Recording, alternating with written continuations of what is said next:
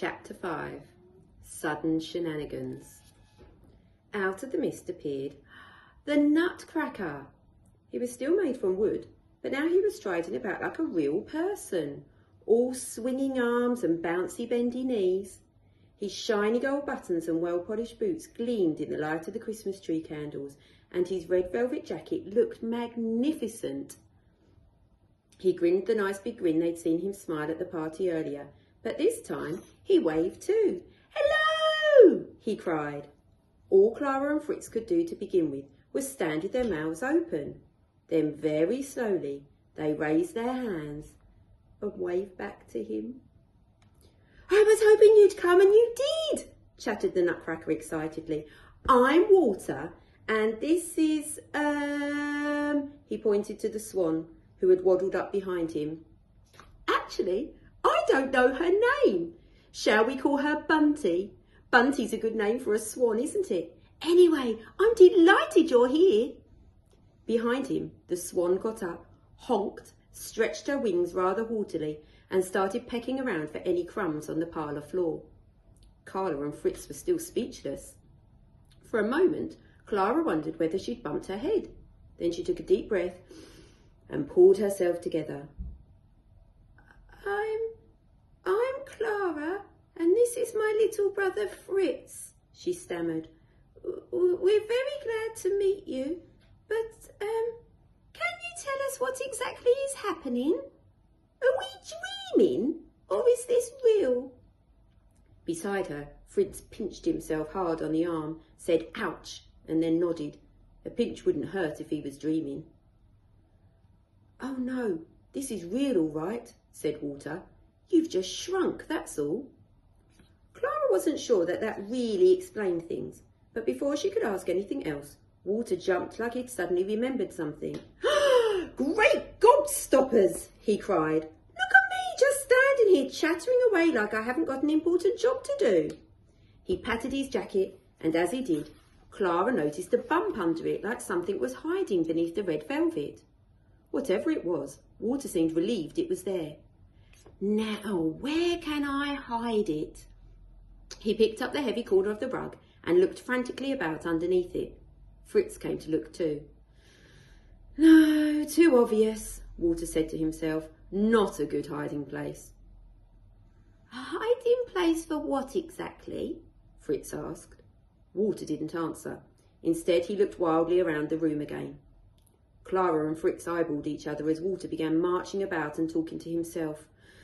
"Oh, I was quite worried when we were brought here by Herr Drosselmeyer," he was chanting. "But actually, it might have been a good thing. Plenty of places to hide things here." He waved a hand round the room. Clara and Fritz looked at where he was pointing, and for the first time they took in their surroundings from their new, titchy-tiny size. The parlour was now enormous.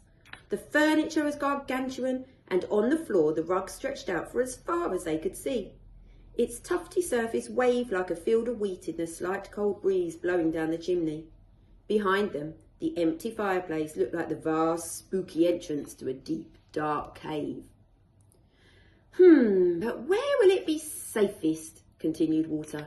"I can't let the sugar plum fairy down, can I? Not on Christmas Eve." He paused his pacing and looked at Clara and Fritz as if hoping they might be able to reassure him. The fact was, of course, they had no idea what he was nattering on about. "Are you okay?"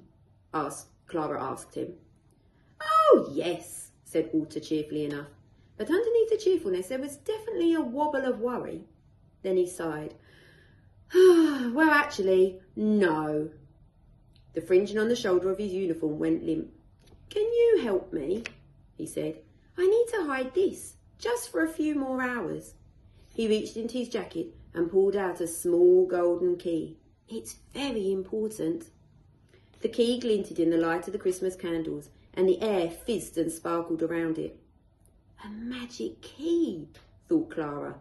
This night was getting curiouser and curiouser.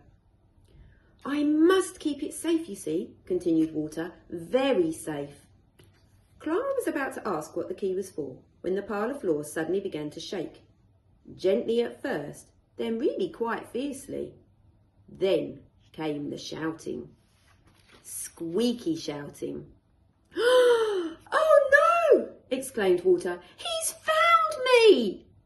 He slipped the key back into his jacket and looked around for somewhere to hide himself this time. "Who's found you?" cried Clara. "What's happening now?" cried Fritz at the same time. They didn't get an answer, because at that very moment, from a hole in the skirting board burst a carriage made entirely from cheese. Its wheels, which were made from crackers, were thundering against the ground, and plumes of stinky green cheese-scented smoke billowed behind it. Riding on the contraption were 3 uniformed mice. The one steering was wearing a small crown set jauntily on his head, and he was laughing uproariously. It was an awful "mwah-ha-ha-ha" sort of laugh. Clara and Fritz gasped.